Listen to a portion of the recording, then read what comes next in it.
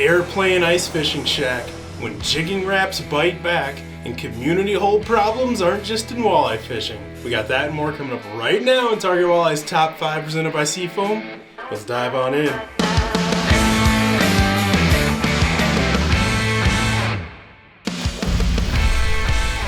I've seen some unique ice fishing shacks before.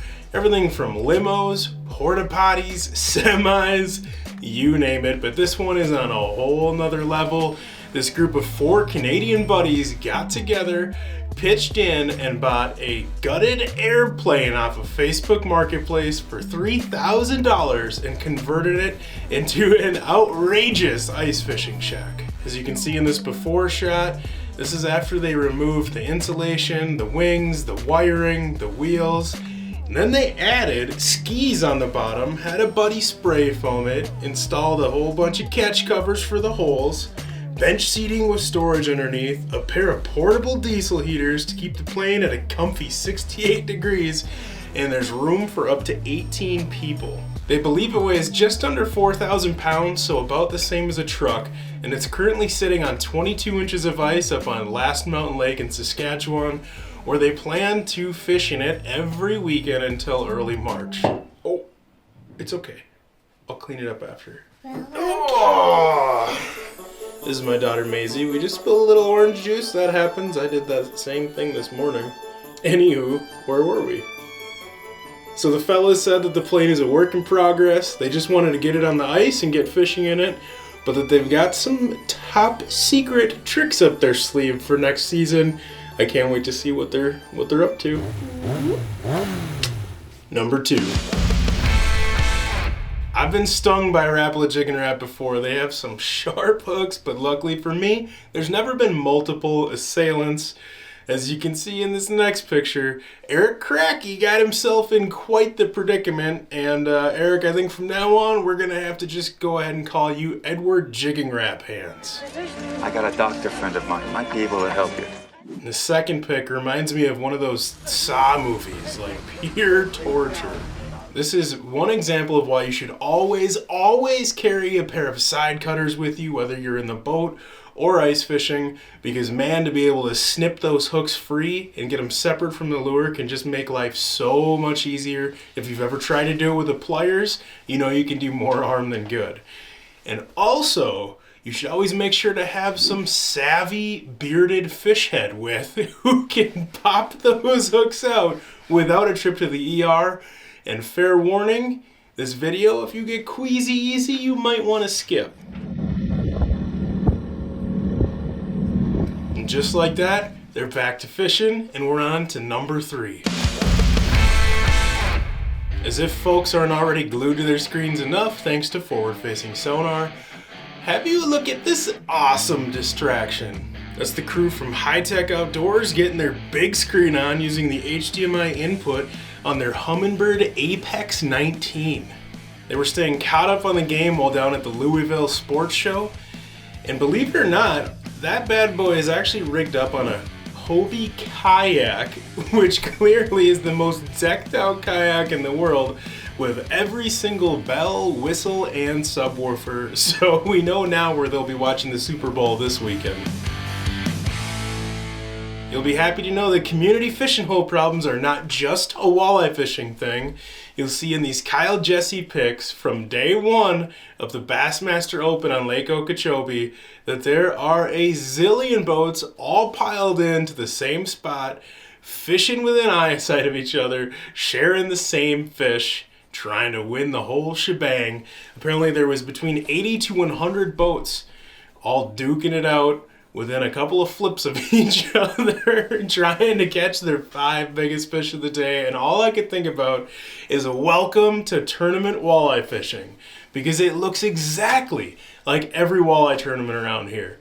And I actually used to fish quite a few bass derbies. Now I just hop in a couple small ones, local ones, weeknight things here and there.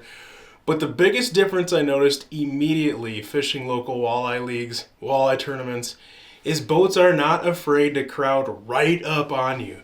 In the bass tournaments, it was so frowned upon to come within, definitely you would never come within casting distance of someone. If someone was on a shoreline or drop off or weed line or whatever that you wanted to fish, at best, you would pull in behind them, give them a quarter mile of space and fish behind them. You'd never jump in front of them. You'd never come within a flip of them.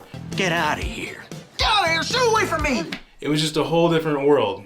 Then you start fishing these walleye derbies and holy smokes, boats will come easily within 20, 30 feet of you. 40 feet would be pretty graceful of them.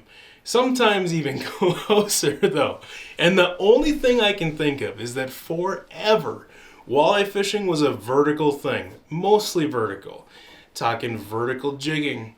Soaking lindy rigs hovering over the tops of fish with chubs. Maybe it was a jig and wrap right underneath 2D sonar. Folks' lines were straight up and down, and I think that's the old school mentality of all these boats piling in right in on top of each other. And me, I guess since growing up a bass fisherman, I'm a caster. I don't want to sit on top of those fish where they can know that I'm there, you know? And this was even before forward-facing sonar. But now that I have it, I want to be 70 feet away minimum when I'm fishing specific fish or a specific piece of structure.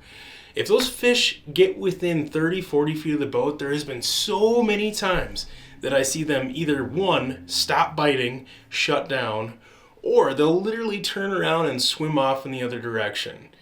So for me, I'm 70 feet away, maybe even up to 100 feet away when I'm casting, and I just cannot tell you how many times boats come sliding in and pull right up on top, or even halfway in between where I am casting to, and it's like, all right, I'll let you have it.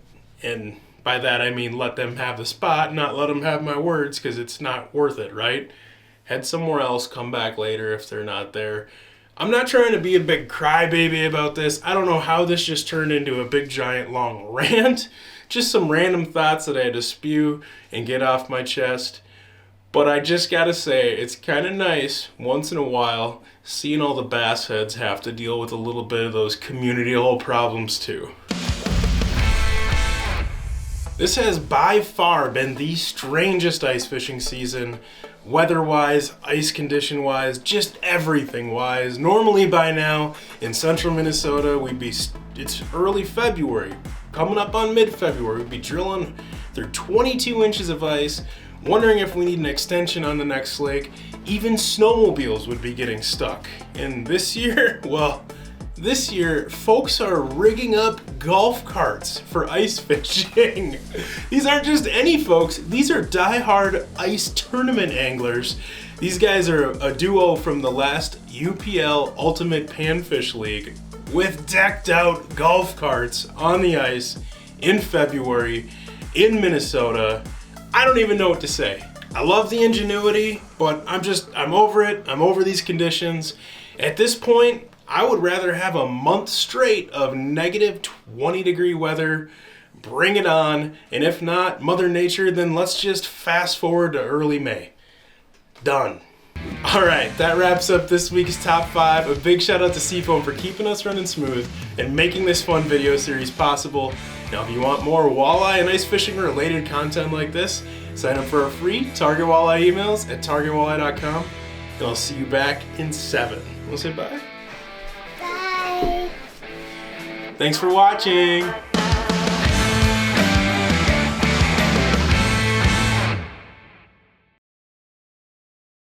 What do you think is cooler? Bass and the walleye. That's a good answer.